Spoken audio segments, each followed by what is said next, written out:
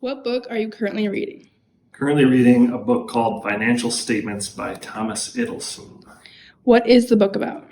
It's about financial statements, anything from balance sheets, income statements, cash flow statements, and all of the above, and how they're intertwined and mixed together and how they work together through the course of starting a company all the way through an exit or an IPO. What has it taught you?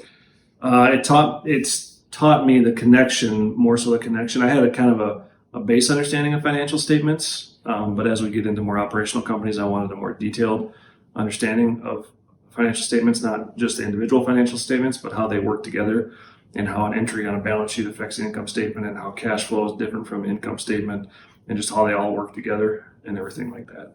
How does it relate to Black Canyon? Relates to Black Canyon in the sense that as we get into more and more operational companies, we just need to have a better idea of how those cash flow statements go with that. But I wanted a more in-depth knowledge of the inner workings of those balance sheets and income statements and all the financial statements related to the operational companies, so that I can provide insight and input back to them, and so we can continue to make informed decisions. Awesome. Thank you.